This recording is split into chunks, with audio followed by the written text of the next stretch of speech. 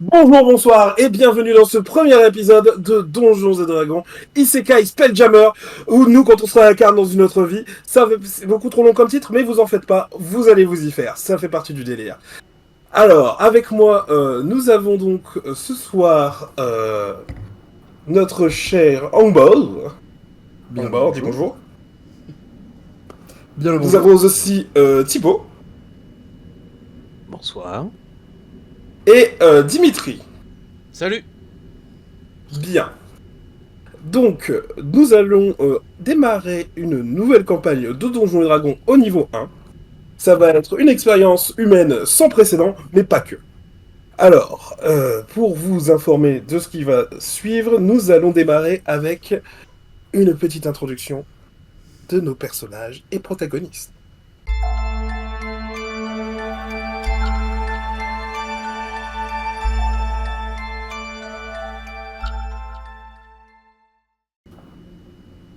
Ça fait très longtemps que Tudain n'a pas vu la lumière du jour. Il a l'impression que les semaines et les mois se sont enchaînés et que sans arrêt, c'est des éclairages artificiels qui viennent ponctuer le temps. Et donc, ça pourrait très bien être un cycle, comme une dizaine d'années.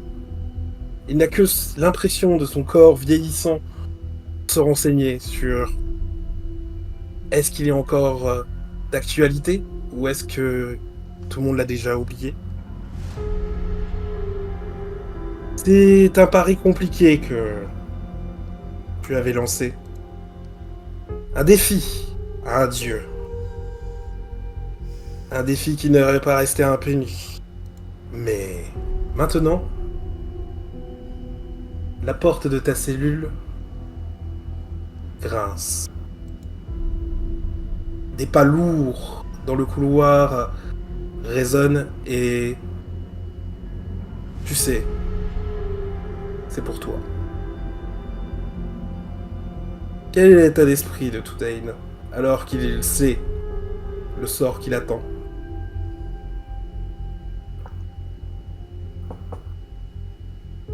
Tu l'as dit, le temps a été très long pour Tedain. La douleur, toujours aussi intense. Tedain accueille sûrement sa fin comme une délivrance. Il regarde son tortionnaire une dernière fois. Son seul regret finalement c'est d'avoir échoué. Bien. La porte de sa cellule s'ouvre et de lourdes chaînes tombent au sol. Tu sais très bien que c'est le signal pour toi. Tu lèves les mains, prêt à être enchaîné de nouveau. Et les longues mains noueuses du tortionnaire qui t'a pris tant de ton temps arrivent auprès de tes poignets délicatement et avec un geste quasiment paternel va te serrer et observer les contusions qui restent avec un soupçon de regret. Ça va pas t'affecter beaucoup, mais tu sais que il y avait quelque chose. Quelque chose qui peut être malaisant, mais aussi quelque chose de réel. Quelque chose qui t'a gardé ici. Son regard livide à travers un voile obscur qui masque que son visage, un voile magique que tu ne peux pas, malgré tes yeux habitués à la faible lumière, observer. Tu sais que cet être était important pour toi. Mais tu sais aussi que t'étais peut-être un peu important pour lui. En tout cas, t'as pas l'impression qu'il a donné autant d'attention au reste. Il te susurrera de sa voix d'outre-tombe qui va résonner quasiment dans ton esprit. Alors, prêt à faire le grand saut.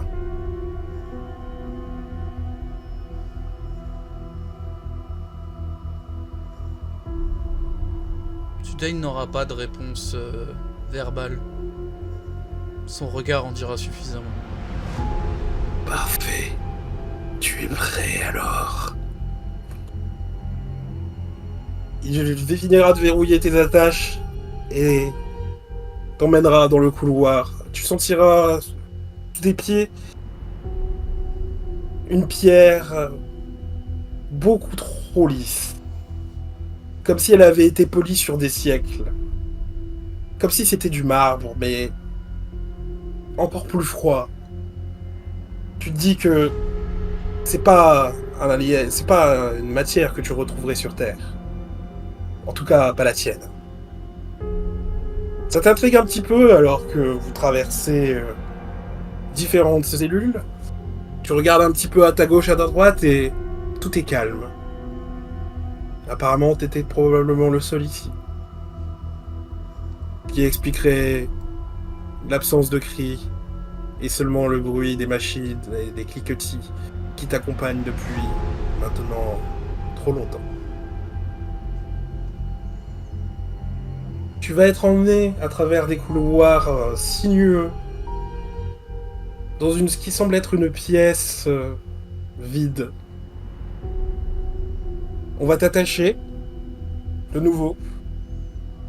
Tu es debout, quasiment écartelé au niveau des bras et des jambes. Ton tortionnaire prend son temps. Il t'observe, comme s'il attendait que tu aies une réaction, que tu te défendes encore. Quelque chose à quoi se raccrocher pour garder un dernier souvenir. Vas-tu lui donner satisfaction ou peux-tu le laisser vaquer à sa tâche? Tudane se contentera de le regarder dans les yeux, même si son regard est loin d'être vide de sens. Très bien. Il aura donc un petit rictus, un petit rire jaune. Il va t'observer avant de quitter la pièce et te dire: ce fut un plaisir, messire Tudane. Mais il n'est de bonne compagnie qui se quitte. Peut-être nous reverrons dans une autre vie. Enfin, je ne l'espère pas pour vous.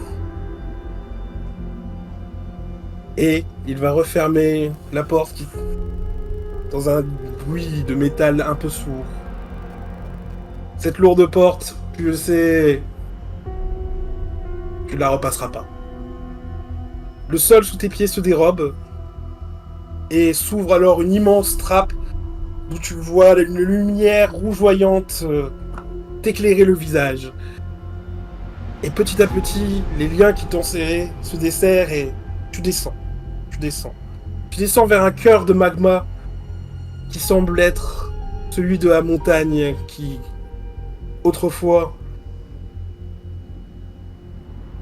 couvrait la région sur laquelle tu vivais et sur laquelle tu protégeais, toi aussi, tes ouailles et ton temple. Maintenant, tu entends un bruit de rouage derrière toi.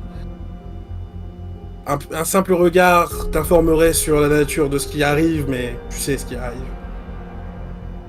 Et depuis la lave bouillonnante émerge une forme spectrale, comme un nuage de fumée prenant vie. Mais ce nuage fait le bruit d'une machine, une machine antédiluvienne, dont chaque à-coup, chaque mouvement fait trembler la caverne dans laquelle tu te trouves. Tu entendras alors une voix que tu sais ne te veut pas du bien, mais plutôt te châtier. Ça faisait longtemps que tu ne l'avais pas entendu. Mais maintenant, il est évident que tu n'y échapperas plus. Tu es en premier sur la liste. Est-ce que tu as quelque chose à lui dire?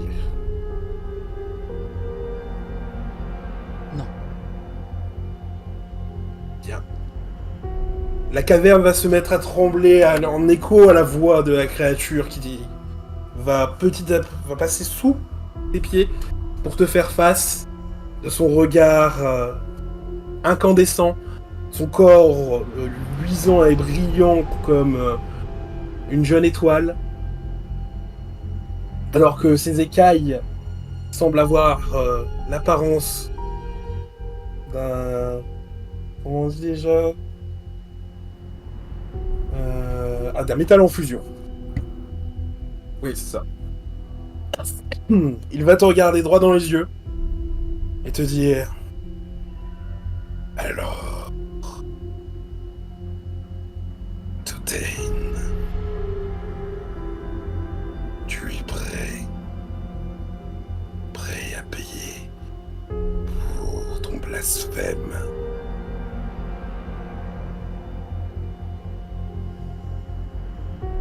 Tes yeux me disent que oui, mais ton âme tremble encore. Ton effroi sera mon dessert. T'en fais pas, ça sera rapide. Tu n'as qu'à fermer les yeux. Tout sera terminé. Comme s'il avait quelque chose à en retirer. Comme si ton état émotionnel lui importait encore. Tu sais pas pourquoi, mais ça fait pas de sens. Pourquoi après toutes ces années, il en aurait encore quelque chose à faire? Pourquoi est-ce qu'il prend encore de son temps pour toi? Tu l'ignores. Mais il veut que tu le reconnaisses. Il veut que tu marques son importance. Que fais-tu?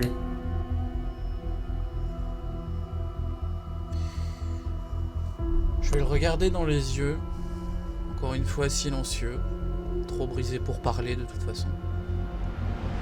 S'il veut que je marque son importance, il va probablement devoir me forcer. Pour autant, Tudain désirant sa fin, au point où il en est, il va s'agenouiller, en continuant de le regarder dans les yeux. Bien. Repens-toi, et peut-être que la prochaine fois, ça se passera mieux. En attendant, mon fils, il est temps. Tu vas voir, du coup, la forme se solidifier sous tes yeux. Et ce qui était jusque-là iridescent devient très froid, très clair, fumant. Et des écailles aussi lourdes que des portes, ainsi que grisonnantes, cuivrées, proches de la rouille, vont apparaître. Et la créature, qui fait plusieurs dizaines de fois ta taille, va pencher sa tête gargantuesque vers toi, et ses yeux brillants, luisant toujours de la même ardeur, va te dire: tu auras été fier, comme je l'aime.